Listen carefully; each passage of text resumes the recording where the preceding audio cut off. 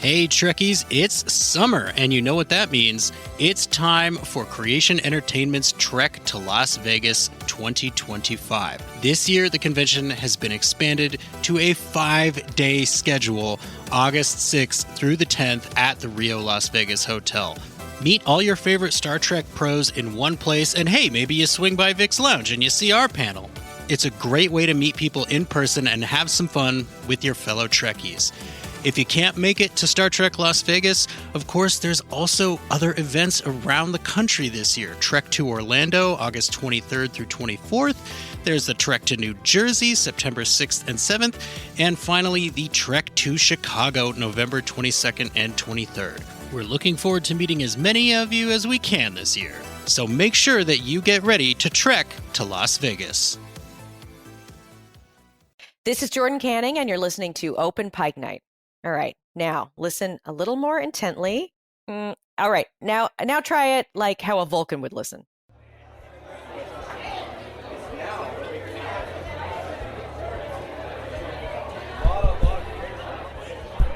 Is this thing on? Hello, hello.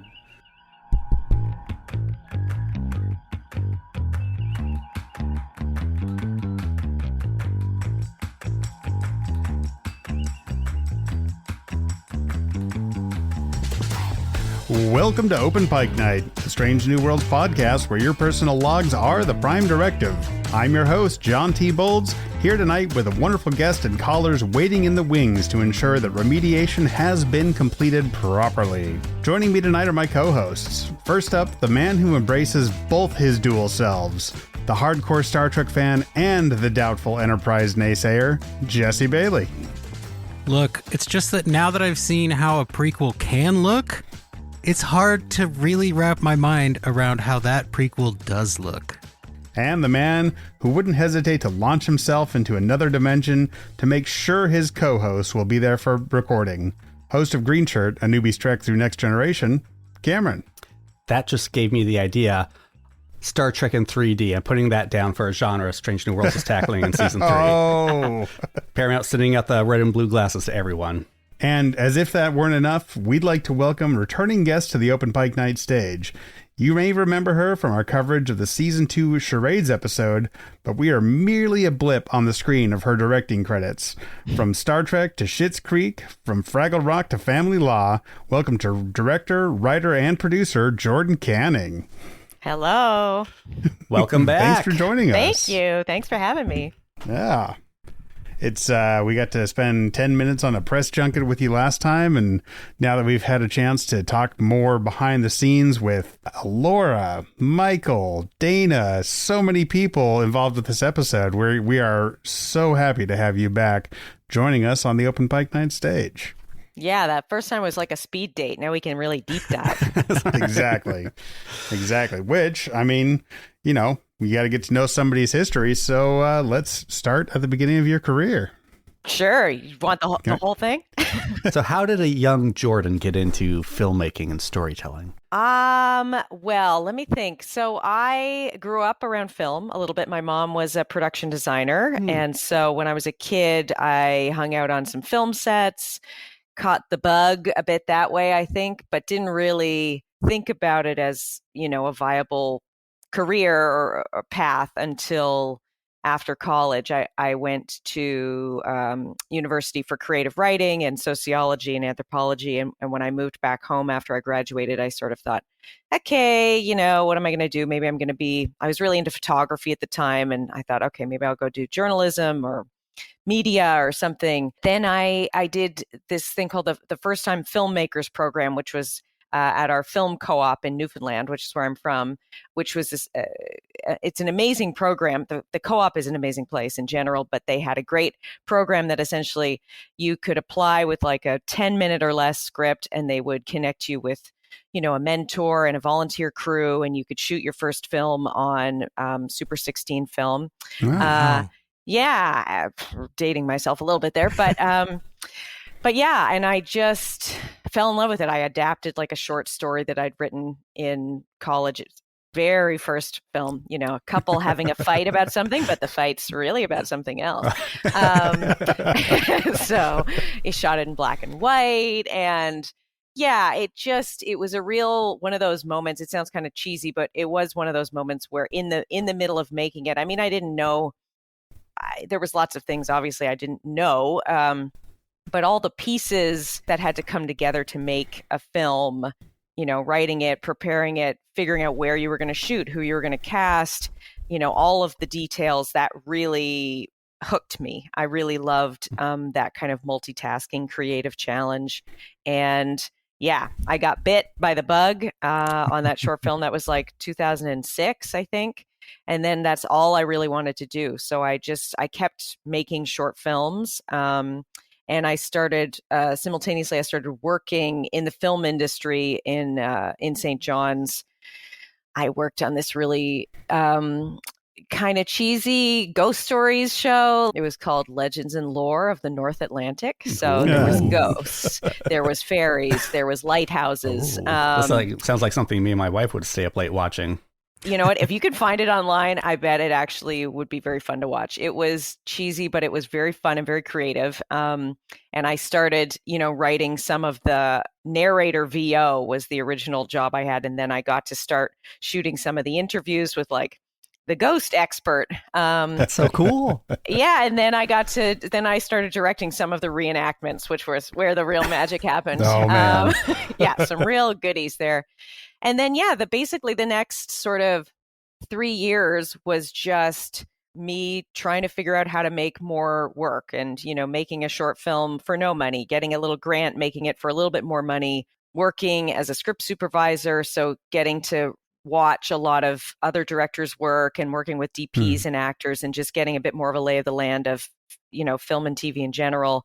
And then eventually, in 2009, I moved to Toronto to do this program here called the Canadian Film Centre, which is sort of like our AFI, did the Directors Lab here. And then I stuck around in Toronto, made a fun web series you guys might like, actually. It was called Space Riders Division Earth. And it was like a kind of Power Rangers spoof with like really incredible comedians here in Toronto. Very silly, but very fun. And made a couple of features, made a couple more short films, and then, got into TV 2016 and sort of have been mostly just doing TV ever since. Not only by choice. I'm still dying to make another film, but TV has been great and wonderful and fruitful. So I'm happy to be working and getting to make as much work as I do and working with such awesome people and working on such incredible shows like Strange New Worlds. Amazing shows. But let me go back a bit, back to the very first thing you talked about. What sort of sets were you on? What sort of movies did your mom work on? Do you guys know where Newfoundland is? Vaguely. Yeah. East? Vaguely, okay. Yeah, east. Yeah, it's the easternmost province of Canada. It's an island in the Atlantic Ocean. And the film industry there comparatively is relatively young. Sort of started in the 80s, maybe the late 70s, I think the early 80s. And my mom was kind of in that first wave of like, the first crew. She was like one of the first production designers working with her buds who were producing and directing and making films. So she worked on a couple of independent films there. There was one called Finding Mary March. And then the one that I kind of remember hanging out on because they shot some of it in our house, or maybe the green room was in our house, was called Secret Nation, which was a kind of cool sort of conspiracy-esque drama about Newfoundland. This is real inside baseball, Newfoundland Canadian history here. But, Newfoundland joined Canada in 1949 and the vote was 49-51. And there was like an ongoing sort of, conspiracy that it was not necessarily above board. And so this film was a great film written by Mike Jones and starring all sorts of amazing Newfoundland actors about that and about like discovering the conspiracy behind it and whatnot. So I was like a little, I don't know, maybe 8-year-old kicking around, hanging out in the green room, eating craft, like talking to all the actors, being like, this is great. What's going on? I like this. Did any of it, was it surreal at all to you? Or did you kind of feel like you understood movies more than your friends? Like you're like, no, this is how that's not real blood. It's just ketchup. I don't know. It's hard to remember if like how that translated. I think I just really loved how many people were around, and I liked the community aspect of filmmaking. I still do. I love a crew. I'm an only child, so I think I was just always sort of seeking out, stand-in siblings or something. But I loved how many people needed to all work together to make this one thing happen. Yeah. And how all the departments had all of these very specific tasks, and they all had to be in unison and on the same page, and working towards this central vision, to make this one piece of art that then would like live on forever. So I still love that. I still am always, when there's stressful stuff about shooting and all sorts of crazy stuff. But when I'm there, when we've, pulled it together and I'm watching the monitor and we're shooting a scene that we've all worked so hard together, like I always just have a big grin on my face. Like I love seeing it all come together. Sounds a lot like the crew of a starship. Yeah. Well, it is what it feels like. It feels like a ship. Yeah. And you were absolutely right. I would really like to check out Space Riders. I'm going to see if I can find that anywhere. Oh, it's there. You can find it on my Vimeo. I've got the whole thing up there. Oh, sweet. Oh, yeah. It's up there. I was going to ask. It's very funny. Yeah. Evening sorted. Yeah. Definitely you get some chips, watch Space Riders. The villain is this amazing villain named Orson Ooze, played by an amazing actress named Kayla Lorette. There's a evil person called the Vicious Mist that's just a fog, and then there's the Moon Monster who's like Kyle Dooley in this like a ridiculous like kind of Chewbacca-esque cheap Dollarama type suit. You're gonna love it. It's very silly. Well, we are now I can tell, switching yeah. this interview to a watch along. Let's go. So did you have any favorite directors growing up or after starting to make short films that you were drawn to?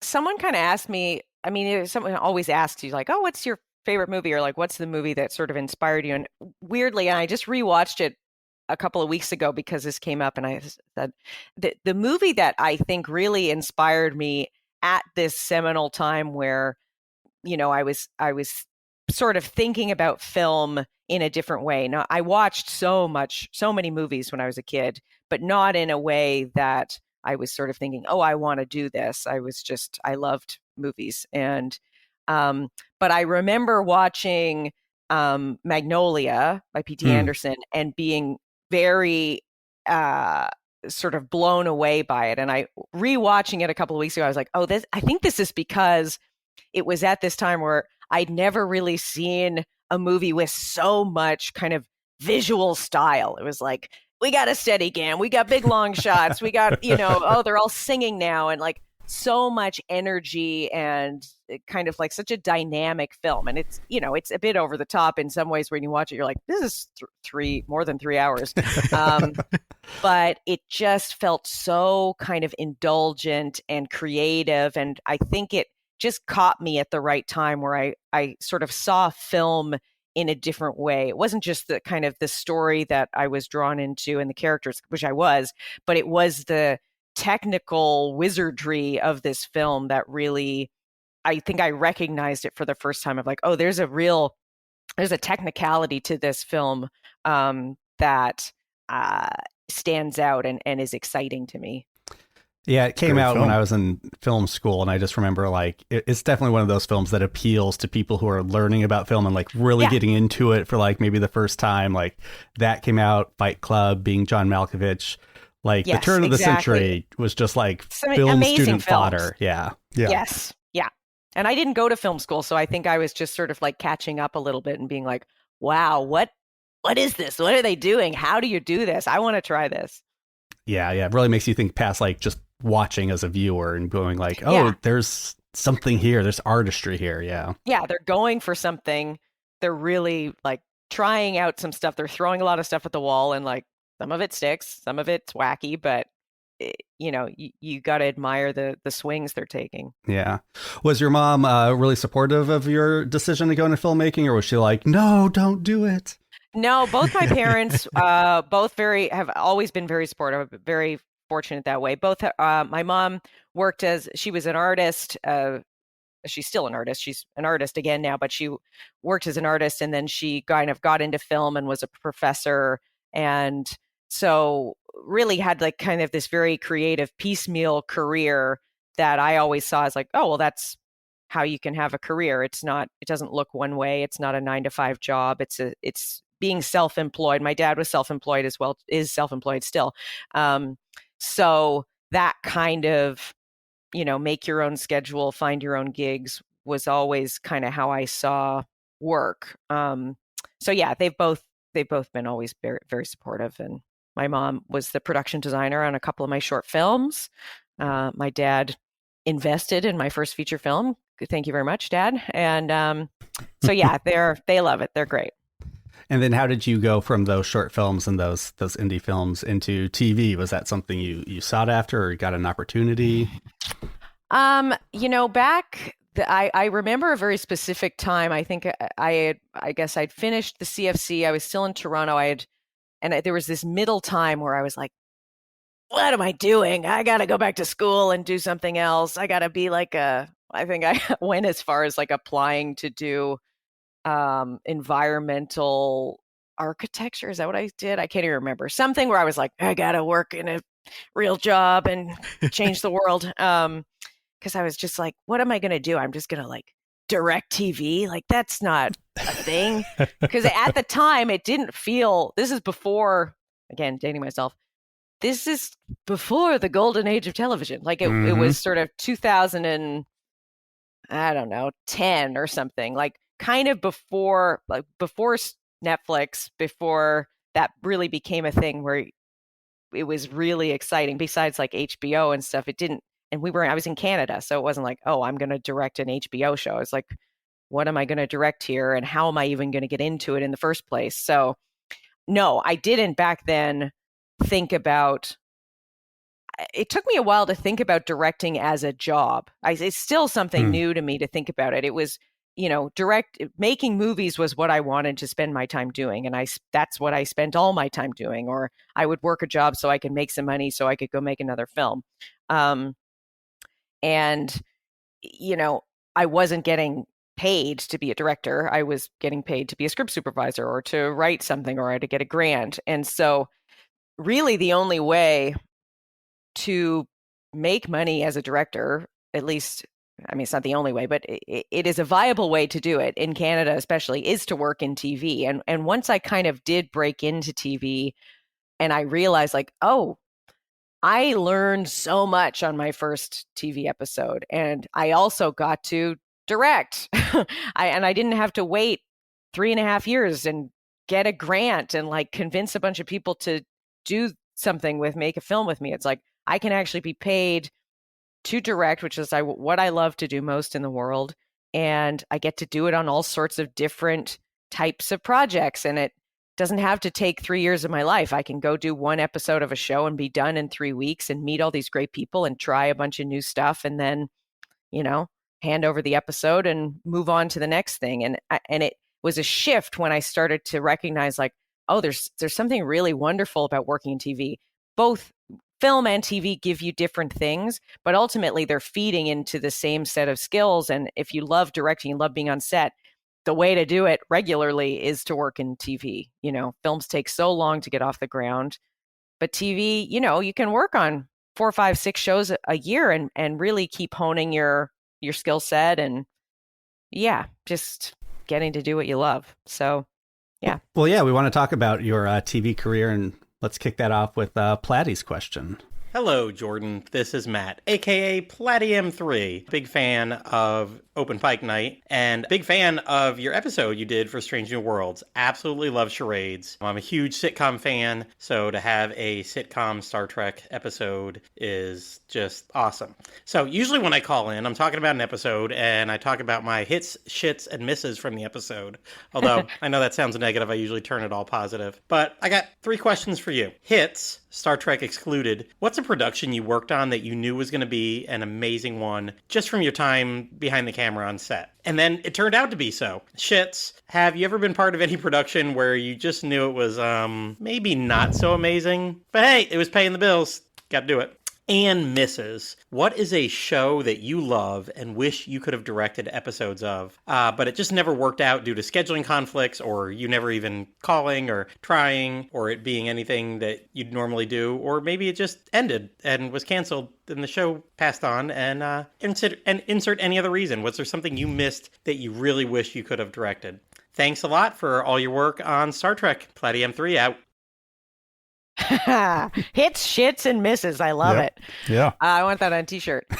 Great question. Okay, so hits. Other than Strange New Worlds, which, working on that, obviously, you were just like, this is the most special show in the world. I would say Fraggle Rock. Fraggle Rock, I worked on season 1, and then I came back on season 2 as the producing director. That's coming out in a couple of weeks, the new season, but it's not out yet. Yay. Awesome. But it was, a really special, magical experience. I think anyone who worked on that show would agree. But it was, so creative and so amazing to go into that world, seeing all those sets. The sets are gigantic, and then you go into the creature shop and you're working with like just people at the top of their field, the most amazing puppet builders and designers, and the production team was incredible, and so it really, as we were making that, I was like, this is really good.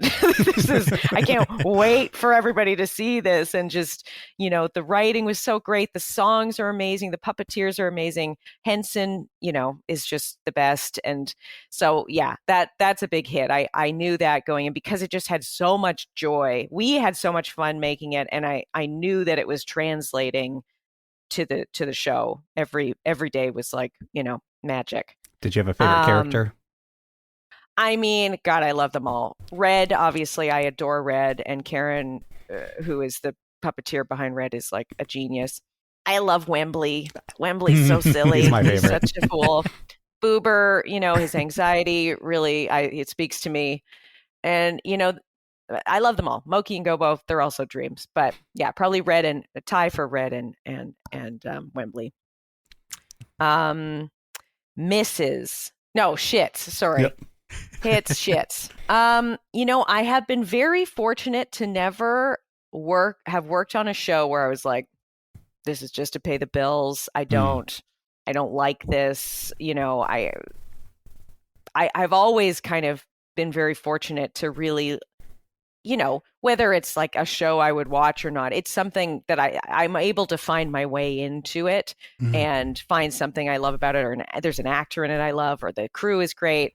I did work on a show that I loved so deeply. It was a wonderful show, and it unfortunately only got one season. And it was just a hard shoot. It was under-resourced, and it was like gun to your head every day, like trying to just make it work. And that was a bummer because, the material was so good. The people involved, like the actors, the two showrunners, the DP, and they were all amazing. But sometimes you just like, there's only so much you can do with your hands tied behind your back. And that's just a bummer. You get kind of angry, and because you're tired and you're stressed out, but you're also just like, why are we doing this? Like, Right. Why everybody worked so hard to get here, and now you're not giving us enough time for any of us to do our jobs properly. So that's stressful. And I do try. I mean, sometimes you can't avoid it, or you don't know that that's where the show's going to go. But I have learned to try to suss out shows that may be challenging in that way and try to avoid them a bit, because it's heartbreaking, really. It's like when you care about something and then it's not given the kind of resources it needs to do it properly is a bummer. And then misses. I mean, God, there's a zillion shows I would have killed to work on. The most recent one that comes to mind, I think, is Our Flag Means Death. Like, I loved Our Flag Means Death. I got deeply, deeply obsessed with it over, the 2 seasons. And I was like pushing my managers. I was like, you got it. Like, I was trying to think, like, how am I going to get on season 3? Like, there's got to be some way that and then, got friggin' canceled. So Oh, They could always come back. I know there is like a big movement to try to get it to come back, and maybe it will, which would be incredible. But that is a show I would have loved to have worked on. I love the writing and the world of that. And also, I just love a comedy that exists in a sort of elevated reality a bit, something with a lot of, great production design and also just an amazing ensemble cast. And yeah, I would have loved to have worked on that show.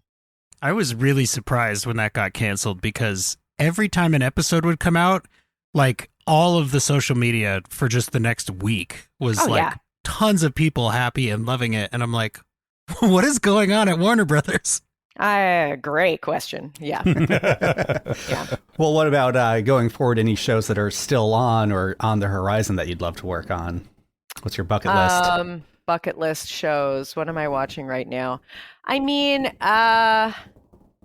God. Guys, I'm watching a lot of Love is Blind 6 right now, so I don't want to work on that at all. I don't know. I mean, it'd be fun to work on something like, I haven't seen it yet, but, like Taika Waititi's making a new Time Bandits, where it's like, I mean, working on something of that level would be amazing. Like Star Trek, Strange New Worlds really does kind of spoil you a little bit. Like it does. Like I finished my episode a month and a half ago, and I was like, well, it's all downhill from here. I'm not going to top that one. That was great. So a show that has that kind of world building, it really excites me, where you're really like, okay, how are we going to pull this out? That's why I loved Fraggle so much. That's why I love Stranger Worlds, because you're, the props and the sets and the costumes, like it's like you're inventing new things every time. It's not just like, what shirt from Old Navy should they wear? So yeah, I would love to work on a show that has a really kind of rich world to dig into. I love that. I can see that. Let's jump into Jen's question. Yeah, we had lots of calls tonight, so we'll go through a few of them here. Here is Jen. Hello, Open Pike. This is Jen, season girl. I have 2 questions for Miss Canning. I'm sorry to say that I only know you via Star Trek Strange New Worlds. However, these Open Pike interviews have been leading me to go digging and viewing what's new to me, movies and shows, so that I have a place to start. Of your previous work, which are you most proud of and why? Of course, I'll have to check out Fraggle Rock, too. I loved that show when I was a kid. My other question, I've asked this a couple times, and it's received interesting responses. What's a question you've always wanted to be asked, but never have, and what's the answer? Thanks for joining the Star Trek family, and hopefully we get to see more of you. Yeah, that's it. Oh my God, that's such a good but hard question. The second question. Yeah. I'm dying to know what other people have answered to that. I'll start with the easier one. Okay, so a show that, or my previous work that I'm really proud of.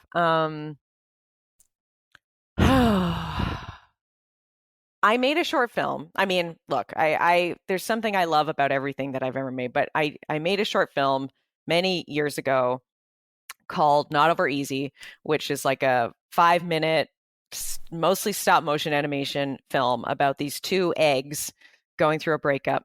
And it's completely wacky, as you can imagine it. Me and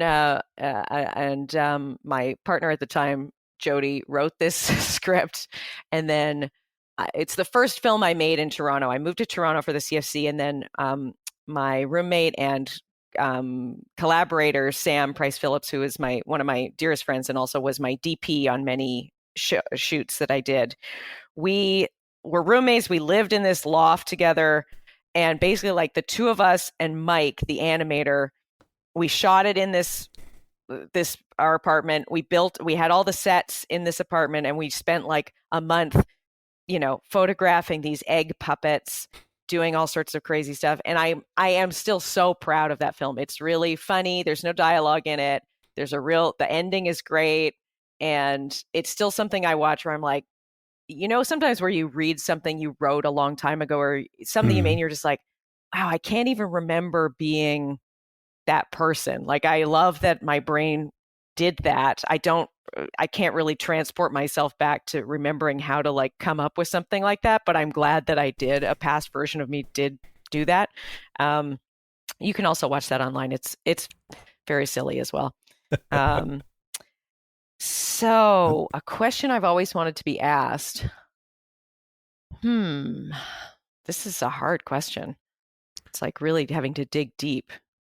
This is not a question I've always wanted to be asked, but you talk about something like talking about things that I've become weirdly obsessed with in my older age. Like Our Flag Means Death is one of them. But 2 years ago, actually, when I was shooting Fraggle, I got really into this series of books, the Carry On trilogy, Simon Snow, these 3 books by this amazing author named Rainbow Rowell.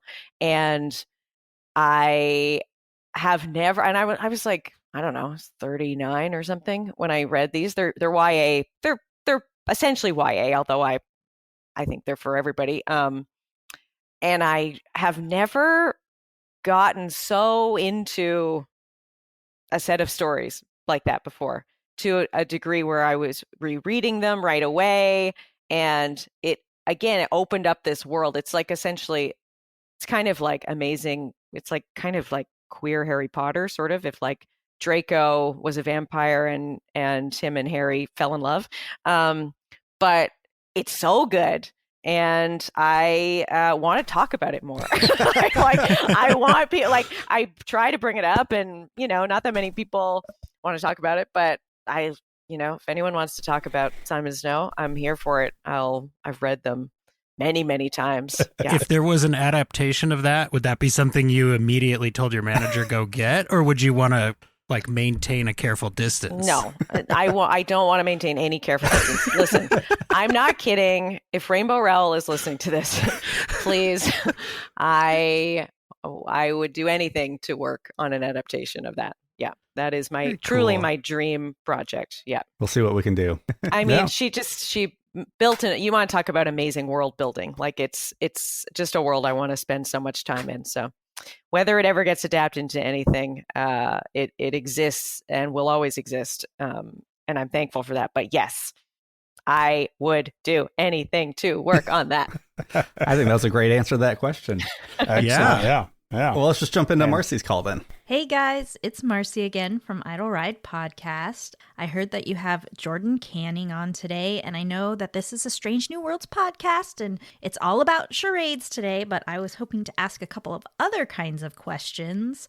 I have been extremely happy in recent years that I've seen a lot more women directors, women editors, just women in the behind-the-scenes kind of setting in Hollywood and in TV shows, because I've been a long-time media consumer. So I'm just wondering if she does anything distinctly different from her male counterparts in the role of director. I don't really know all the ins and outs of being a director, but maybe she could talk about how she does things and how she might do things a little bit differently. And then also, I'd like to ask a question about Schitt's Creek. I know she did some directing for that show, and I can't even imagine how amazing that must have been to work with all of those improv actors. And, well, one of my favorite actors of all time is Catherine O'Hara. So what was it like kind of navigating working with people who do a lot of improv? And how do you know when to stop the improv? Anyway, thank you so much for answering my questions. Great questions. Yes, I mean, I'm very happy to have so many women working in film too, because I get to work with them. You had Dana on the show. Dana's, one of my favorite editors I've ever worked with. Being a director, you don't really get to work with other directors. So it's one of those things where you don't get to often watch how somebody else does it. I got to, when I was a script supervisor before I was working as a director, I got to work with a lot of directors coming up in that department. So I worked on a show where I think there was like, 9 different directors, different episodes, and all of them were men. And a wide variety. Well, no, not a wide variety of men. They were all older white guys, but a variety of ways of how they behaved on set and how they ran their crews. And I did really get a sense of like I mean, we all did on the cruise, like which ones you really wanted to work with and who you really liked their working style, and which ones you were like, how does this guy have this job? He's not doing a good job. He's lost the faith of the crew. He's, not great with actors. We're not making our days. Why does this guy have this job? How did he get this job? And I remember, I mean, this was in like 2009. So I had just made some short films. I hadn't even made a feature yet, but I do remember sort of watching and being like, I really think I could do this. I think I wouldn't do that. And I would not do that. Okay, cool. But once you start working as a director, it's not like you get to see how other people do it. You hear stories and people will be like, oh, I love working with you about this, or they tell you a horror story or whatever. So, but in terms of what I do differently than men, I mean, who knows? But the way I like to work on set is just, I'm very communicative. I approach everything with a sense of humor, and I don't ever kind of like yell or, let the stress kind of really weigh us down on the day. I just want to feel empowered and supported when I'm working. I want to believe, like, I want to feel trusted to do my best work. I want the actors to be able to trust me. I want the crew to trust me. I want them to believe, like, I know what I'm doing. I'm steering the ship. I'm going to need all of your help, but I got this, and I mean, it makes me feel very good, just as Jordan on set, when things are, whether they're running smoothly or not, to feel that trust, to feel an actor kind of like listen to a direction I give and, take it in and say, okay, I got it, and then go do it. Like, that makes me a better director. And I think that goes both ways. I think they can feel that I am giving myself and opening myself up and listening to them and trying to make an environment for all of us to just feel kind of supported and trusted to do our work. So that's kind of all I can do. And I just try to keep things fun. Like I'm kind of a silly dork on set too. Like I like making people laugh. I like keeping the energy up. I like keeping the pace up, and everybody's working so hard. You don't want the kind of dark cloud to come over where we start to feel like this isn't fun anymore. It's fun. We got aliens. We got, all sorts of crazy stuff going on. Like, we should be just having fun, even though it's really hard. You're playing pretend for a living. Exactly. Yeah. So that's how I try to approach it. And I love being on set and directing. I really do feel most like myself when I am doing that job. So it feels good, and I want to keep sort of chasing it. So, yeah. Sounds like you're making a genuine and successful, if I may say, effort to avoid the people on your productions having that feeling you mentioned where you're like, why are we doing this? Like, yes, because then they lose track of what they're doing. Yeah. You work together, and then you make a decision, and then you run with the decision. Just like a good Starfleet captain. Yeah. Damn right. What about Schitt's Creek? Oh, right. Schitt's Creek. Yes. So Catherine O'Hara is the best. She's the absolute best. She's a queen. She is the most lovely, down-to-earth, incredibly talented, genius woman. I have nothing but admiration and awe and love for her, and working with her is for sure highlight of my career. She's, what's funny though is like that show actually didn't have a lot of improv at all. It was a kind of rigorously written show, and not everybody would take a pass, but like Catherine and Eugene, like the writers were incredible already. The scripts were so great, and that it's a testament to them to how natural and loose it can feel. But then Catherine would kind of do a pass for her character, and they would really work the script before we ever got to set. Once in a while we'd be shooting a scene and something was a little clunky, and we'd have to sort of pause and work it out a bit, but hardly any of it was improvised. Maybe there'd be like a button at the end of the scene or something, but most of it was as written. Wow. Was there any patriotic pride in working with such Canadian icons as Catherine and Eugene? I mean, yeah, it just felt like, you just sort of like sit there and like, because they're such good friends, and they would just like shoot the shit and talk and tell stories, and you're just like listening off to the side, like, and what else happened on Best in Show? Oh, cool. Oh man.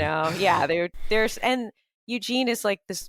Honestly, Catherine and Eugene are the two of the sweetest, most like down to earth, loving people. Like Eugene wrote handwritten thank you notes to every person on the crew at the end of the shoot. Like he's just a genuinely kind and thoughtful man. And Catherine is like, any of you could have just a chat with her. She's so down. She's like, hey, how's it going? I'm Catherine. What do you guys do?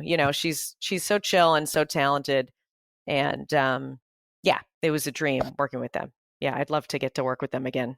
So what, speaking of that, kind of what do you think draws you to comedy? It seems like that is kind of a common denominator in much of your work, not all of it, but a lot. Yeah, I think I'm kind of a silly person. Like I think I just enjoy laughing. I enjoy making people laugh, and I like being around comedians. Like I love comedians. I love riffing. I love sort of figuring out, what's the funniest thing we could do. Let's try. I think what I like about comedy too is you get to try different stuff. In drama, you're refining performances, of course, all the time. But sometimes with comedy, it's like, okay, well, we're going to try 5 very different things. Who knows what's going to be funny? One of them is going to be like really off the wall. One of them's going to have a prop. One of them's going to, why don't you tip out of your chair in this one? Like a perfect example, just to bring it back to charades for a sec, is like that scene, the great scene where like Spock laughs for the first time, where he's sitting around the table with the gals. Ortegas tells a joke, and now he's human Spock, and he actually gets it, and his laughter gets more and more uproarious to the point where it's uncomfortable. A little too much, buddy. Tone it down. It's like, okay. And so I think as it was scripted originally was like, Spock laughs so hard he falls out of his chair. Like that was the idea, was like it has to get that big. And at a certain point, we never actually did one where he fell out of the chair, but because it was too wonky, it was like a stunt, and it was a bit too slapstick. But we knew we wanted it had to get big, and so that it's like I was like, okay, so you're gonna slap the table, and then I was like, oh, maybe like whack, give Una's shoulder a whack, like try that stuff. And then Ethan was the one who, at one point, I think literally because he was so thirsty, chugged the drink. Like he had this thing, he'd been laughing so hard and was like out of breath, and then he was just like so thirsty and he chugged it, and it was so funny. I was like, well, now you have to chug it every time, because that is I definitely want that, and I need that in the coverage now. So that was never scripted. That was like a sort of spur of the moment instinct he had. But then you see it and you're like, okay, that's a perfect way to end this. Like it's so outside of how Spock would ever be. Spock has like a tiki drink, right, and he's chugging it, and then he's just sort of like a teenage boy, being like, sorry, I just got thirsty. And you're like, wow, this is so far from what Vulcan Spock would be like. So I think I like the spontaneity of continuity or of comedy, and when a comedian is, when you're working with like skilled comedians, it's kind of magic to watch them, improvise and throw things out there, and just kind of really be quite vulnerable in this way, where you're like, well, this might be funny, this might not be funny, but they're going to try it. And I love creating a kind of environment for them to be able to try these big swings, whether they make it into the cut or not. Oh, we'll definitely ask about that later as well. Yeah, we're about to get into Star Trek, but one final question is, you kind of mentioned how, when you got started, you were put together with a mentor. And then I read that later you got a chance to be a mentor to high schoolers as well. And so what was that like, making that switch? Yeah, I've done a few. I mean, there's a great film festival in St. John's, where I'm from, called the St. John's International Women's Film Festival, and I've worked with them for years. My shorts have played there. I've done workshops with them, and I've done a few different sort of like high school, like working with high school students, doing like making like a 48-hour film, or right now I'm sort of mentoring a young female filmmaker who's making her first short through them. I mean, it's great. I love it. I love to talk about film. I love to talk about it with people who are excited and, you know, try to impart. I always feel like a little bit, you know, like, I've got the wisdom for you. Just sit down and I'll tell you how it really is. So, you know, you walk that line of like wanting to encourage them and tell the, you know, be like, this is a dream and do it. But also, I do always try to kind of impart a little bit of like realism about the industry too, because it's hard. And I've gone through many ups and downs in terms of just like, is this going to work out? Is it always going to be this hard? Like, when is it going to catch? Like, I felt ready to work in TV like 4 years before I ever got my first gig. And so when when a young kind of up and coming director is like, I want to get into TV. How do I get into TV? And I'm like, just keep doing what you're doing. Like, keep working, keep making stuff. But it it may still take many years after when you feel like you are ready to do it. So I don't know. I try not to be like a buzzkill, but there's a line to walk where it's like, this is, I hope, good advice that also doesn't scare you away from the industry. Making them aware of the challenges is a big part of the mentor, for sure. Yeah, absolutely. And we will move into Star Trek in general here. But first, our Open Pike Night listeners will be happy to know that Jordan's cat has joined the chat. So yes, that's the cat's name. Boots. Oh, Boots. Classic. Nice. Good Classic. name. Yeah. Fantastic. So, Trek in general, how'd you get the job? Were you like actively seeking Star Trek, or how did this opportunity present itself? I wasn't actively seeking it, though I will always be actively seeking it. You know, I'm not entirely sure how. I think that because what's so special, I'm sure you know this, but what's so special about Strange New Worlds is, unlike kind of almost any show that I can think of, every single episode is like its own standalone movie of the week. And they really, you know, they do an amazing work, both the creators and also the cast, of being kind of flexibly moving through these different genres and tones every week, you know, where you can do the musical episode or the horror episode or the comedy episode. And they work really hard to pair the right director with the right script, so that, you know, if you like, obviously the director of the musical episode is like this incredible musical director. And, you know, you wouldn't just kind of throw anybody into that. And so I think my understanding is, you know, they had a comedy episode that they wanted a comedy director for. And so they reached out to my agents, and I had a great interview with Chris Fisher, who, I don't know if you guys have ever had Fisher on, but we were this close, and then there was like a strike. Strikes, yep. So I heard about that. Yeah. Well, I'm sure you'll have him on at some point. You'll love him. He's a dream. He's, again, one of like, really, like, when I talk about feeling supported and trusted and having someone having your back, like, Chris Fisher is one of the kind of embodies like everything a producing director and producer should be. He sees what the director needs. He helps you get there. He's so calm. He's so supportive. And so I had this great interview with him, but it was more of a chat. Like, I thought it was, sometimes you do an interview and it's more like an interview and you're like, okay, I'm trying to pitch myself and here, but this was more just kind of a great chat where I kind of, at the end, he was like, well, great, we'll see you soon. And I was like, wait, did I get the job? Did I do it? Okay. So it was just like one of those lucky, the most amazing show. It's what happened with Fraggle too. It's like these incredible shows that somehow I get in the mix of, and then I actually nail it. And then you're like, well, it's like I won the lottery. So I hadn't been seeking it out, and I didn't really know what I was walking into.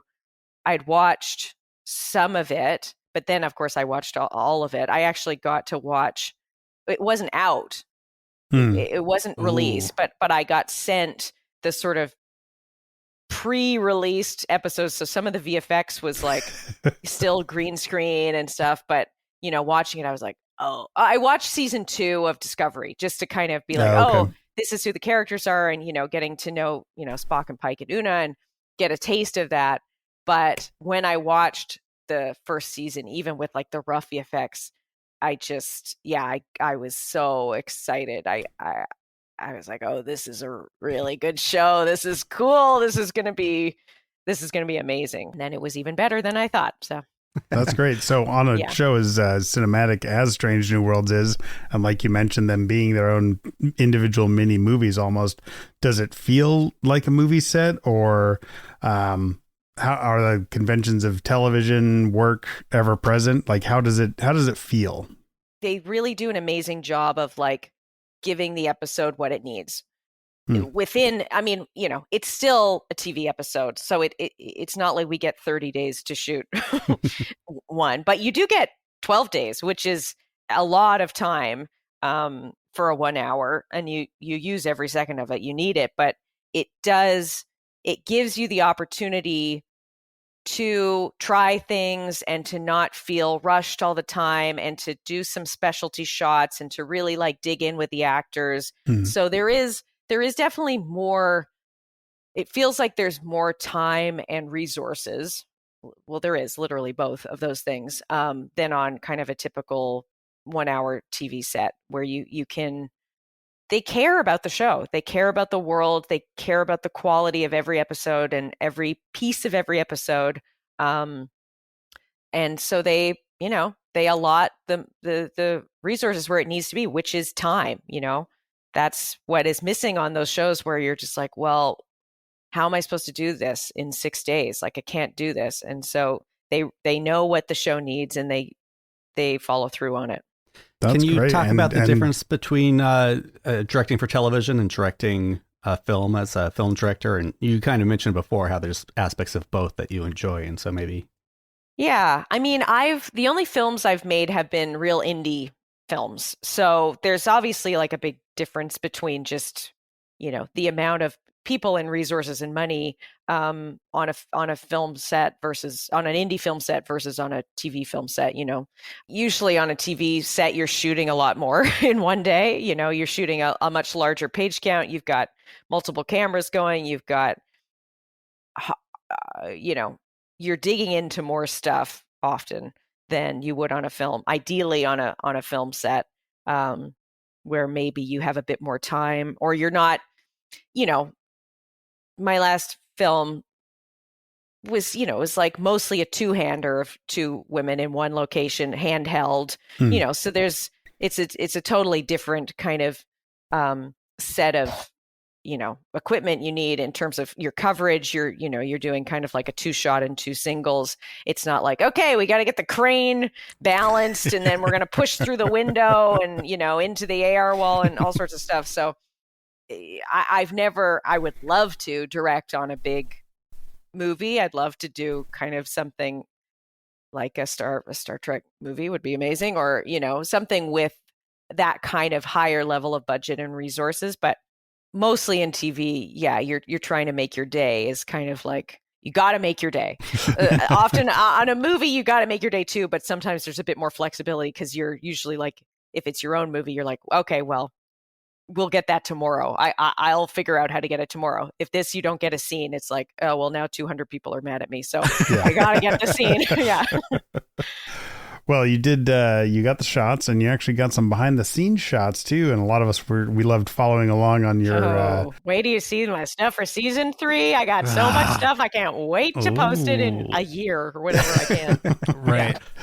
So out of curiosity, what's the process like for sharing stuff like that? Do you have to get it like approved by Paramount or the showrunners, or who says yes or no to what you can put up? Man, I've been on shows that have been so, you can't post anything. Even when the show is out, they're very selective about what you can post. Strange New Worlds is way more chill. Like Chris when I was shooting it, I took a picture of, like the back of the chair with my name on it. And I was like, can I post this? He was like, yeah, sure. Everybody knows we're shooting. It's fine. I think as long as you're not giving anything away, you don't want to, can't give away, obviously, any spoilers, any cast, any set pieces. But, taking pictures of like, here's Spock and Chapel in the sick bay. Everybody knows what they look like. And so they're pretty chill about it, knock on wood. Still, I didn't have any trouble with it. Yeah. Excellent. And you worked with a couple of our previous guests on Open Pike Night. You mentioned Dana Gasparine, but also Glenn Keenan. What were the collaborations with those two like? Well, I loved working with Glenn. We had a real hoot. It was weird. Because of COVID, my DP, I was originally supposed to be, I think, with Ian, and then Ian got COVID, and then Glenn got swapped. So I ended up working with Glenn. And yeah, we had a great time. We got along.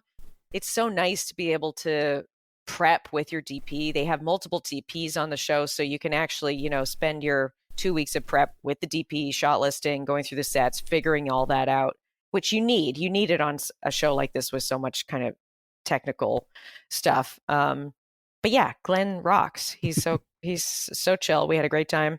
And then Dana's a dream. I mean, you met Dana. She's like, not only like the sweetest human, she's an amazing editor. She's so smart and so fast and like such a great problem solver, great taste, just the best. I'd work with her on anything. Yeah. Fantastic. Well, we got another call from regular contributor, Abby. Hey, Open Pike and Jordan. This is Abby Summer from the First Flight podcast. Jordan, I wanted to say I absolutely love charades, and your direction was part of it. I was hoping that you could talk a little bit about if there was any shot in particular that you really loved in that episode that you want to call out for us to notice and really make sure that we pay attention for. And is there a shot or multiple shots that you've done in other projects that you wanted to call out for just being really happy that they came out the way they did, whether it was really difficult or really inspired or really unique? I would just like to know some of the things that you find that you are the most proud of. All of you do amazing work, and I hope this finds you well. Great question. I love that. I was just like, I'm just going to pull up my Star Trek, because I keep a kind of folder on Google Photos for like any references I have, and then also kind of screen grabs from the show itself, just to see what I like. So, okay, well, one thing for charades that I mean, there's so many shots I loved, and there's some really funny ones, but there's this one thing we did that I'm not sure maybe anyone would notice, but I kind of thought it was kind of cool. It's just more sort of like thematic than anything else. But so there's these two scenes, these two different interview scenes that Chapel has with the mean Vulcan guy from the Academy. And, the first scene is shot in the ready room, and it's when he like really tears her a new one and she feels like shit afterwards. And then the second scene later is when she's feeling very empowered. She's just gone to interdimensional space, and she's like, you know what? I don't need your stinking Vulcan Academy. And the way that we shot that, in the ready room, he's big up on the screen. He's very imposing. And I shot it in a way, I wanted to shoot in a way to make her feel very small, diminutive. So we filmed, we shot down on her, shot up on him. There's a big wide of her where she's just tiny in the frame, and you can see his big head kind of like bearing down on her, and she's just kind of made to feel very sort of small and sad. And then kind of the mirror scene of that later, when she's like empowered and doesn't give a crap about this guy, we shot in the sick bay, or in Mbenga's room, where now he's small on the monitor, she's big. We shot down on him, up on her, to give her this kind of power. And it's just like, again, it's nothing like mind-blowing, but I was the great thing about this show is like, when you have 14 days to prep something, which you never get, usually you get half of that, you can actually like plan out these visual things in a way that like, yeah, maybe no one will really pick up on it. Maybe they'll sort of feel it, but those are just the things where it's like icing on the cake, where you can actually make these sort of visual motifs or, through lines or mirror. There's shots. There's a lot of mirrored shots between Spock and Chapel because it's a kind of a truly like sort of, it's following both of them. So there's some repeated shots in there. And I mean, I love the shot, the kiss shot. I mean, I love that whole final scene. I was really proud of how that turned out in the 360 smooch shot. I'm a real romantic for crap like that. That's another classic. It's classic. Yeah. An epic smooch. So yeah, I loved how everything turned out, in that episode.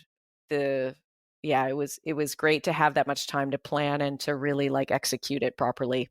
And then in other things that I've done, what's something that I mean, there's some great stuff in Fraggle season 2 coming up in a couple of weeks. The season premiere of Fraggle season 1, there's some pretty special wild things we did with puppets, and I'm really excited for people to see. We took some big swings there, and I think they turned out great. So yeah, I'm excited for that to be out in the world. And also you posted a series of shots from charades on Instagram, and also the films and TVs that inspired them. Yes. That was a and really I had fun more post of to go those. through. Yeah, I know. I'm going to do that again for season 3. I loved that too. There was one I meant to post too of Alora from The Devil Wears Prada, where the doors open. That was actually, her and Miranda Priestley was kind of the inspiration for that. Good. That's cool. How do you go about the process of building out the shot list? When you see those shots, do you capture them and hope to use them in the future, or do you go back hunting through once you know what the script is? I read the script a lot, and then I kind of start to pull images. Like, it depends. Like, sometimes there's something very specific. Like, I know, okay, so when Spock wakes up from, when he's lying on the table, I knew in my head, I was like, okay, I want a POV shot. I want like the kind of looking down, the three of them looking down the barrel. So then I start with that, and then I go pull a bunch of references of that. I go on Shot Deck, or I pull them for that, or for like the kiss. I know I wanted it to be or not the kiss, but when they're in the bathroom where she zaps him with the, she turns him back into a Vulcan. I really wanted that to be reminiscent of this show.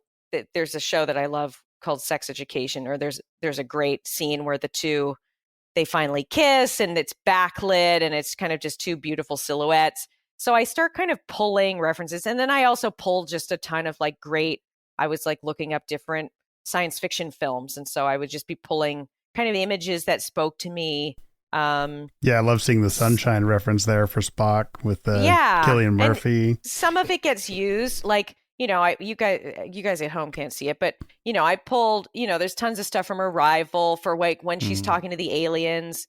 And I was sort of thinking like, in interdimensional space, maybe we use like wider lenses. So I pulled a bunch of stuff of like, okay, here's like kind of close-ups, and I really wanted like the aliens to be very big compared to them. Like I wanted it to be this feeling of like, and we didn't even quite make them as big as I would have imagined them in my head. So I do this for every project. I'll pull anywhere from 40 to 100 images, and then they're just sort of there, so I can pull them up and show them to Glenn or show them to the operator and be like, okay, this, here's like 3 cool overhead shots that I like. Can we do something like this? Or and sometimes they work, sometimes they don't. Like I had this didn't work out at all. I had this kind of image in my head where before we shot the scene, like long before, where Spock hugs Chapel in the hall, which is very weird,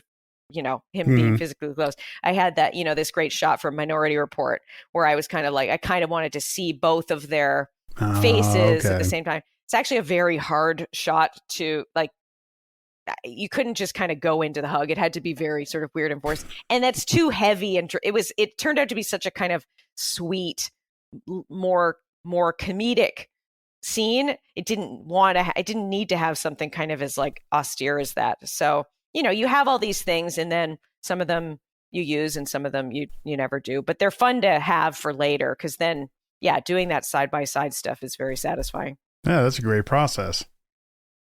when you were talking specifically about that shot composition between Chapel and the Vulcan and the mirroring of that, that's some of my favorite stuff where like you're kind of being delivered this extra layer of story, even if you don't realize it. And like you said, you just feel it and you stand in the same space with them.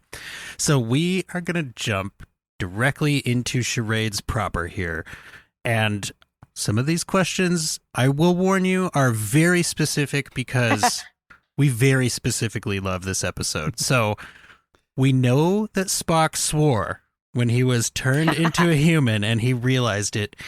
Is there a full cut with Spock's actual F-bomb? I don't think he ever completed the F-bomb. Really? I think it always went out because I knew we had to cut it.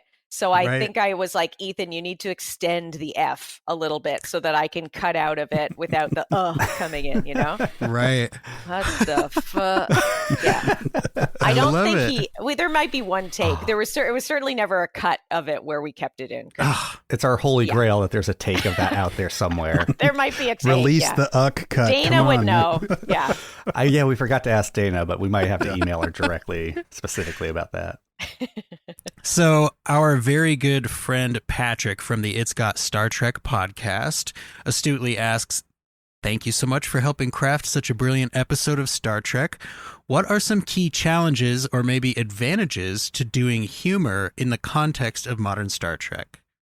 One of the many things that's so great about this show is like the actors, they're so flexible.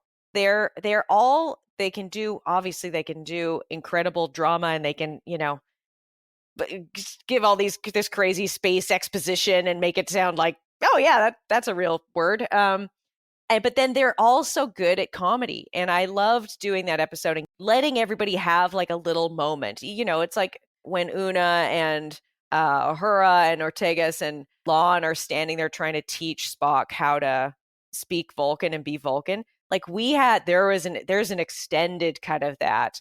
There was improv there. They were trying stuff. We had all sorts of stuff, silly things in there. And I was just, I was like, this is so fun. It's kind of a weird thing to say, but like, you know what I always loved about Foo Fighters? It was like, they're an amazing band, but then they would make these amazing comedy videos where you'd be like, oh, they don't take themselves so seriously. I like them more for this. I think when you see someone being funny, being a little bit silly, playing around, you just love them more. And I think that's what's so great about this show is like, it's not all serious and earnest all the time because there's a divide then. They don't feel necessarily like you can kind of get past the wall. But then you see them being silly or cracking a joke and you're like, I like them. They seem fun. I want to hang out with them. I think earnestness can only take you so far. So I think that it helps in a show where there does have to be obviously like big dramatic stuff and sci-fi stuff. And that, all of that is so important, but it's nice to kind of catch your breath sometimes and like laugh and feel kind of a bit more at ease in the world. I remember you saying last time you were here that The Voyage Home was one of your favorite Star Trek installments, and that checks absolutely. out. Yeah, I loved it. I watched it so many times, and I've watched now all of the movies. I hadn't watched all the movies up until I got that job. I'd seen a couple of them, but I'd seen The Voyage Home easily a dozen times. Like, I love it so much. Well, and real quick, I think I read somewhere that you said you had a crush on Q watching TNG growing up. Had. He still looks great. Yeah, he's aging like a fine wine. He looks great. Have you met John Delancey? I love Q. No, not yet. Someday, I hope. I was always drawn to the kind of comedic trickster character. Of course, I loved Q, because like he just changed up the energy. Mm-hmm. You're suddenly like, oh, now kind of Picard's being kind of funny too, and it's just there's something. I always loved the funny episodes of X-Files too. You're like, I liked seeing Mulder being a little silly sometimes. Mm-hmm.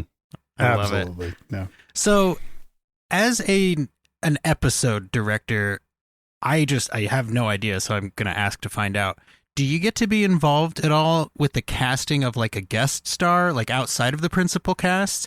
And if so, what made Elora and Michael stand out as great parents? Oh my God, they were so good. Yes, sometimes depends. So, usually the answer is yes. For a guest star, you would be involved. You'd see auditions, and you would either do a callback with them, or just kind of decide with the showrunner and the producers and writers together. You would kind of come to a decision, be like, we love them. Sometimes the guest star has been cast before you got there because they're in a longer, right. storyline that needs to play out, and they had to do chemistry reads and stuff. But yes, so Allura, they just stood out. There were some other great actors in the bunch, but I feel like both of them, just immediately when we saw them, everyone was like, they're there. They're perfect. She was terrifying. She's, you met her. She's like the sweetest, chillest complete vibe, opposite. but then Complete she could just opposite. turn on the scary, monster-in-law, mother-in-law vibes. And then, her sort of sweet henpecked husband, who's just like, kind of just like, doesn't have a backbone left after years and years, but it's kind of just okay with it. It was the energy was great between the two of them. Fully agree. Yeah. So we have a couple of questions here from our wonderful callers. John, if you don't mind, let's start with Julian. Here we go. Hello, Jordan. This is Julian from Strange New Pod. I just want to say that it was a pleasure to get to talk to you a few months ago. It was just a great conversation. I'll always remember our little chat about the bacon and Spock, and I think you mentioning something about a spit bucket. So a great story, a great episode. Congratulations on being on Open Pike. They are a wonderful crew over there, and hopefully we'll get to talk to you for season 3. Have a great time. A bacon spit bucket? Well, usually when there's like eating on set, there's actors are offered there's a spit bucket nearby, because if they got to do 10 takes of something, they don't always want to eat it all. And Ethan did have to eat a lot of bacon for that. we God bless them, the props department and their great food stylists tried to make like turkey bacon. Like they made sort of turkey bacon and sort of painted it almost like with edible stuff to make it look like real bacon, because they were like, well, maybe he won't want to eat this much real bacon, but it just didn't look real enough. And it didn't, it flops around. And Ethan, God bless him, was like, I'll just do the real bacon. And he definitely ate a lot of it. He spit out some of it, but there wasn't a consistent spitting. He ate a lot of bacon. What a tough job. Yeah, tough, rough day on set. Yeah. Yeah, exactly. I want to go back to the casting real quick before our next call, because I have to know what casting the interdimensional customer service alien was like. Oh, well, that's actually an interesting story, a little bit. So when we shot the scenes, there was an actor there, this great actor who's a friend of mine, Jameson Kramer. He was actually on set with a mic, and he was reading the off-camera lines, and he did it. He was fabulous. He was just the right level of passive aggressive and sort of like, he was so good. And then when they ended up changing it, I don't actually know the story, because I remember after we edited it, someone from the show reached out to me and they were like, who was the actor who did that? We heard that you're friends with him. And I gave them Jameson's name. And so I thought, oh my God, that's great. They're going to actually use Jameson's voice. Cause you get used to something in the cut. And I was like, well, I don't want to hear anything but Jameson. But then they ended up changing it to a female actress. I don't know how that changed. She was great too. Just not quite as bitchy as Jameson was. Jameson just had a little bit more of kind of like a bitchy tone. Yeah, that I just really liked. But yeah, there's an actor, they're so great. I mean, often you just have like the script supervisor reading it, but they bring in an actor so that, they can really do a great performance and stuff. Man, now we got to champion the Jameson cut. That's amazing. Yeah, I mean, that's in the Jameson's for sure in my director's cut. Yeah. You guys, we got to send a lot of emails to Dana after this one. Yeah, just bombard her with emails tonight. Yeah. Oh, they just All got right. done talking to Jordan. I can tell. Yeah, I was gonna say she would know. All right, we've got one more call and one more write-in. This one comes from our very good friend Grayson. Hi, Jordan. What a cool opportunity to get to talk to you. I'm such a behind-the-scenes TV nerd. I love knowing how the sausage gets made, and I have a little bit of television production experience, probably just enough to be dangerous. So I'm just super curious about how this particular episode of Strange New Worlds got made. And I know that there's a couple of different ways to shoot a TV show. There's a multicam TV show and there's a single cam TV show. And I'm pretty sure that Strange New Worlds is a single cam TV show. And that means that all of Anson Mount's brilliant, hysterical, and awesome reaction shots were not in the moment. You had to either go back and get those or shoot them ahead of time. Or, I don't know, how do you manage to make sure that those incredibly hysterical and seemingly spontaneous moments feel spontaneous, even though they have to be planned? They have to be scheduled somehow, or are they not? Do you realize in the moment, hey, wouldn't it be funny if Anson comes up with the tray of hors d'oeuvres and then realizes, oh, no, I don't want to be in that conversation, and turns around? I'm just super curious. How do you decide those things? Does it happen in the moment, or is that in the storyboard? Thanks. Yes, it is single cam, but it's a kind of a misnomer because we shoot with multiple cameras, but it's not like a sitcom where there's 5 cameras shooting everything at once. You shoot coverage. So yes, Pike's great reaction to that moment. I think I'm trying to remember, that was our biggest day. That was a really long day in Pike's quarters. And I have a feeling that was the day we were trying to actually shoot Anson out, because he really, he's mostly just sort of sitting over in the kitchen for a lot of it. So, there's just at a certain point, we have to shoot all of this stuff with the Vulcans in the living room, and you're like, let's shoot Anson's stuff so he can go home, so he's not sitting there for hours and hours waiting for us to do everybody else. But yeah, we would have, I'm sure, I can't quite remember exactly how, but that was not scripted.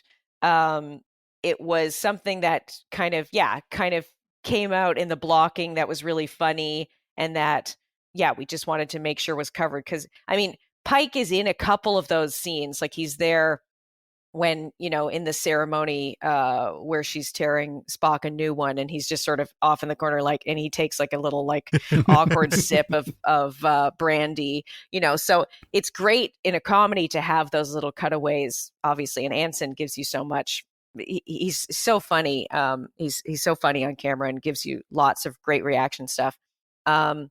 So yeah, it would have been planned. I imagine, I think we actually probably would have blocked it, shot out everything in the direction towards the kitchen, and then been like, okay, let's get Anson's great reaction. And we just would have rolled the camera and been like, Anson just kind of walk through it and try it a couple of different ways. And then that was it. It all comes out in the edit, man. It's all in the edit. Yeah. That's so cool. That was one of those things. I think when we covered that episode, 90% of our callers were like, Anson Mount's face. And we're like, yeah, I know, right? It's everyone. This episode is all about the reactions. comedy's about reacting, but it is there are some great looks. Yeah. Great little looks between, the scene where Ethan, when Amanda first shows up and Ethan shows up with that hat on, and the looks between Pike and Anson did improvise that line on when it's like it's regulation, right, Captain? He goes, I have one just like it. Man. that was improvised. Yeah. I love it. Yeah. So you had mentioned your kind of shot inspiration list, and you mentioned it is a tool that you use on a lot of your jobs whenever you have the time to prepare. This is spoiler adjacent, but we're not asking for specifics. Is there anything that you might recommend we watch in visual preparation for your season 3 episode? Oh, Very no, tricky, Jesse. I don't think so. That's yeah, that's too obscure. I don't think so. No, I mean you could watch all of season 2 of Strange New Worlds in preparation. Yeah. Absolutely. Our goal is never to get anybody's NDA broken, of course. Yes. So our last write-in here comes from our friend David Jones, who was background on Under the Cloak of War in season 2. David says, I just want to say thank you to Jordan Canning for giving us fans one of the best episodes of Strange New Worlds, and we can't wait to see what more you have in store for us. Live long and prosper. And that will bring me to my final question, which is, was there any actual charades playing that ended up on film? Or not on film? I wish. I will say I feel like there was a version of the script that actually lost the charades entirely, and then we brought it back. Like even those couple little lines.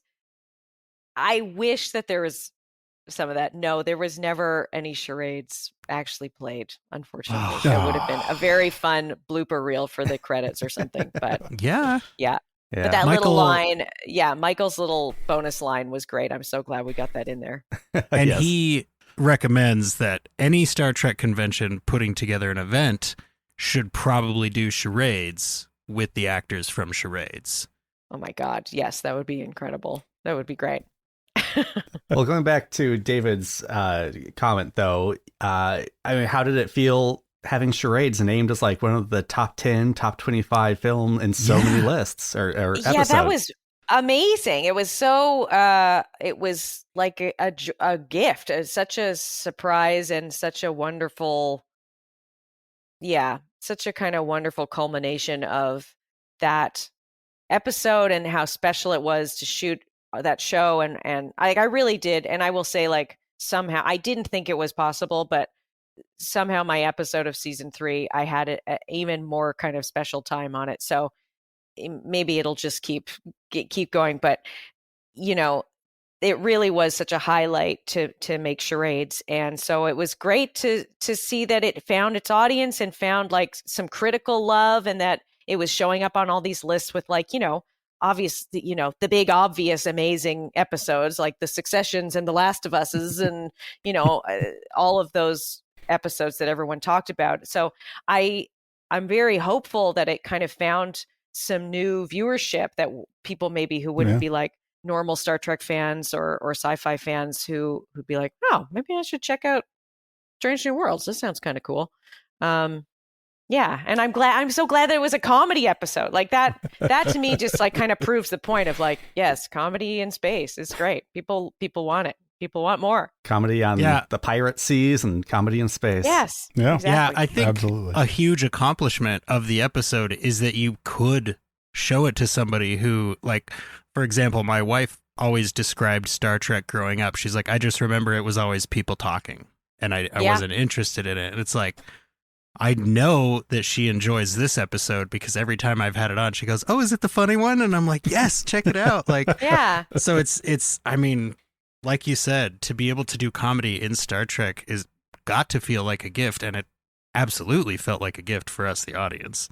It is a gift. And it's, yeah. I mean, I think what this show does so good too is just like the relationship. I mean, you know, there is lots of people talking and they're dealing with big space, you know, phenomenon and stuff, but the characters and the relationships really are at the forefront of this show, and they've done such a beautiful job with all of the cast and the relationships between them. So yeah, I think that anybody can really get into this show because it's, you know, it's about humans.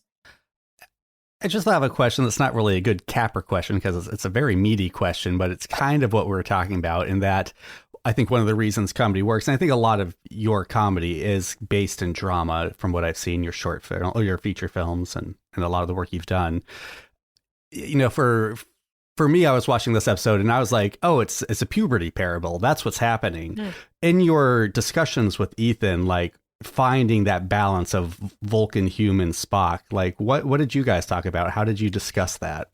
We talked about it a lot. We had actually we didn't end up using it that much, but when we were first in prep, we actually sort of we had like a numerical system. We were like kind of 0 to 5 of being like 0 is like him at his most repressed Vulcan, where he's like pushing all the human out. 1 to 2 is kind of like regular Spock, as he would be, where he has a bit more balance. And then as you got 3 to 5, it would be sort of like, okay, the human's taking over. And so it was a way for us to kind of map it out a bit, where, you know, you find the scenes like where he's going to be as human as he's ever been, and, you know, kind of an unhinged human as opposed to just a sort of calm human. But yeah, we talked about it a lot, and then we played around a lot on set. You know, he would try something and I'd be like, I think you could be a bit more human here. Try like, you know, actually feeling like the scene. It's one of those scenes like where you read it and you're like, okay, this might not work. We'll see.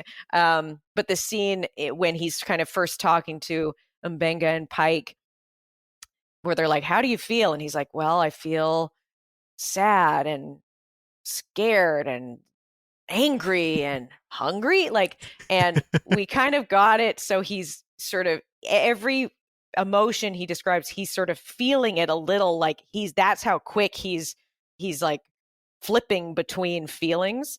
And I think Ethan just kind of nailed it, because it could be really, you know, there's a world where this could have gone like too wacky or whatever. It always had to still be grounded in like a real Spock experience. And so yeah, we would try different stuff. We'd fine tune. I'd be like, it's too human, too big, too small, and just kind of got, you know, after the first few days, I feel like we just kind of got in a rhythm of it and knew how to dial it up and dial it down. And apparently Sam Kirk can dial him up to a 5, no problem. Yeah.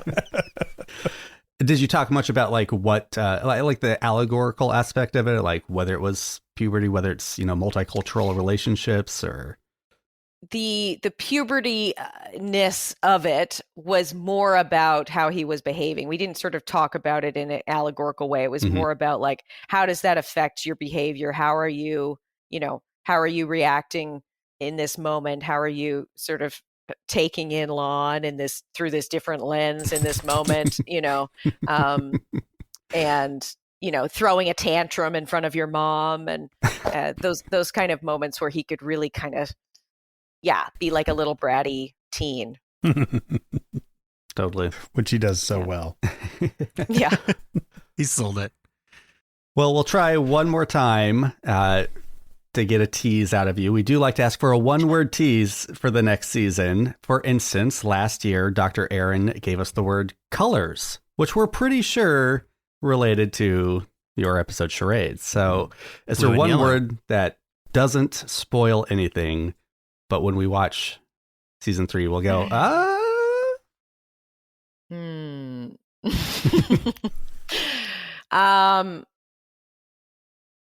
terrarium. Okay. All right. That's good. I like that. Yeah. If you, when that word comes up, you'll maybe remember, but. Yeah. Oh, I guarantee we will remember. Yeah. All our listeners we make a whole big like conspiracy board, like from Always Sunny, right? That's one of our most specific ones like ever, you guys. Outside of, I think, Shangdai, which I'd say was pretty Dan specific. Janot gave us, and we kept like trying to figure out what it meant in English, and then we get to the finale of season 2, and we're like, he gave us a planet name. Oh my god! Did not expect that. Oh, thank you so much, Jordan. Thank you. All right, Jordan Cannon. My pleasure. Yeah. Open Pike Night is an Open Pike Night themed podcast, and so we have asked you to prepare a joke for us this evening. Do you have one ready? Okay, well, here's the thing, because I'll tell both of them, and then you can cut out the one if you think it's, I have one joke. I feel like I have one joke. When you said you have to tell a joke, I was like, well, I could tell my one joke. But then I was like, but maybe it's not, maybe it's too, I don't know. It's not like it's particularly crass, but I don't know that, whatever. What do you call a masturbating cow? I'm dying to know. What do you call a masturbating cow? Beef stroganoff. Oh my gosh. I feel like I should have gotten that. That is going to become my joke now. I'm stealing seriously. That's a great joke. Yeah. Wow. That's okay, guys. Well, I think we're going to use that one. I'm going to go tell my wife that joke right now. Okay, good. I'm happy to spread the word. Wow. I didn't think I could have enjoyed this conversation more, but seriously, you learn so much, and then you just like mic drop. They have their comedy director picked well. Absolutely. Well, thank you for reliving 12 days 2 years ago with us, Jordan. We appreciate you taking the mental pleasure. trip back. It was great to talk about it again. I love to talk about it. And you will absolutely be hearing from us after season 3. Great. Yeah. Season 3 is going to be epic. So I'll see you guys, I don't know, in a year, I guess. Yeah, it's a long we'll wait. see. Yep. And cut. We got it. Thank you, listeners, for joining us for our interview with Jordan Canning to close out our Charades spectacular parade game. three interviews, 3 words of power. And man, these have been fantastic interviews. I almost wish we could like plan far enough ahead to do like a series per episode, but I mean, getting so many schedules lined up was really just kind of fortuitous for us. Mm-hmm. But you guys, best show joke we've had from a guest? Yep, I agree. It was a pretty fantastic joke. And she was really on the fence about it too there for a while. She delivered it so deadpan. Like, yeah. I was like, is this going to be dirty? And then she started it and I was like, oh, okay. Well, Jesse, we are excited about our next interviews. Who can folks look forward to? Well, up next, we have our very good friend from Twitter, Mr. David Jones, who is background in Under the Cloak of War, and he has a very unique perspective on what it's like to be a lifelong Star Trek fan who ended up on Star Trek. Yes, get jealous now because you will stay jealous. And we are working on Mr. Martin Quinn, the brand new first ever Scottish Scotty. Can't wait. That'll be fun. That's going to be an extremely fun interview. The interview with David, we have already recorded it. It's, again, super fun, like Jesse said. It's also a discussion on our favorites, before they were famous performances and Star Trek guest roles. So there was a lot to talk about in that one. That was super fun. I'll say my one preview for that would be repetitions of, I was super excited, but I was like, don't be weird on set. Don't be weird on set. Don't get fired from Star Trek. And so he was very cautious in his time on set. And it was really fun to hear about. Mm-hmm. He understands the fan energy really well. And if you are listening to this right now and you're thinking, well, I'd like to ask a question to Martin Quinn, or I'd like to ask a question to secret new guest coming after Martin Quinn. Ooh. I can tell you what you're going to need for that. And what you're going to need for that is to follow us on social media, wherever you'd like, at Open Pike, or go to openpike.substack.com and get signed up for our free email newsletter so that next guest shows up directly in your inbox. Of course, you could also just go to openpike.com because everything you need is all in one place there. Jesse, I have 2 questions, and I don't know if they're related. I want to ask you, A, is there a reason people who are not yet a patron should become a patron? And B, I'm just curious if you have any exciting plans this weekend. Well, I'm glad that you asked, Cameron. Oh. If you haven't become a patron, then you may not know that we like to do bonus coverage of the non-Strange New World Star Trek shows as they come out. And obviously, the next Star Trek show to come out is going to be season 5 of Discovery, the final season. And we're going to tease you all with a very cool interview with the cast of Star Trek Discovery, as well as showrunner Michelle Paradise, as well as Trek runner Alex Kurtzman. What? Wow. Everybody is going to be able to hear that fun interview, but if you want to hear our specific episode-by-episode coverage of Star Trek Discovery, you do need to sign up to become a patron. It's a little bit extra effort for us, but you know what? Since you're taking that extra step and becoming a patron, we figure absolutely worth it. I got to tell you. Well, I guess I can't tell you, but let me just say I'm very excited for the episodes to come out so that I can finally start talking about them. Yes. Yeah. Jesse and I will be doing those interviews this weekend. I believe you can expect those sometime around the end of March. The embargo lifts. Mm-hmm. I want to say the 28th, and then patrons will get a chance to hear our coverage starting in April when new Discovery comes out, and it's good. I am racing to catch up. I'm almost done with season 3, so I will binge season 4 so I can be caught up and ready to talk it with you guys. You know, I find that binging new Star Trek is one of the best ways to consume it. I recently started listening to It's Got Star Trek's coverage of Picard season 3 again, just because I'm out of new episodes of their show. And it's like, man, these guys really know their stuff. It's great coverage, and it kind of makes me want to watch Picard season 3 again, even though I have mixed feelings about it. So definitely recommend binging all the Star Trek if you need to catch up before our disco coverage starts. And you know what? I'm glad you mentioned It's Got Star Trek, because I would like to shout them out personally for their massive shout out for Open Pike Night on their most recent episode covering TNG Season 7 episode Homeward. I haven't seen that one. Yeah, you haven't seen that yet, Cam? Why haven't you seen that yet? Well, because I'm still working my way through Star Trek The Next Generation on my podcast, Green Shirt, a Newbie's Trek through Star Trek The Next Generation. But we have started season 7. We're a couple episodes in. I'm so excited to finally be watching the final season of TNG. And you're on the second season of Deep Space Nine, and you just found out about the first 3-part episode? What? That came out of nowhere. I know. It's really fun. That's one of my favorite things about DS9. But yes, John, 100% thank you to the It's Got Star Trek guys. And they honestly, they are sending us flowers all season long when Strange New Worlds is actually airing. They mention us when we don't ask them to. It's really one of my favorite parts about being in the Star Trek podcast community. So thank you guys. Yeah. It's Got Star Trek kept me awake when I was driving across flat, snowy, just nothing out there landscape states. And that's the kind of energy that It's Got Star Trek brings. And I really appreciate it. I really appreciate them being our friends. John is talking, of course, about his other job as Santa Claus. Does that make you Krampus? I'll take it. Wait, what does that make you then? Just a fucking elf.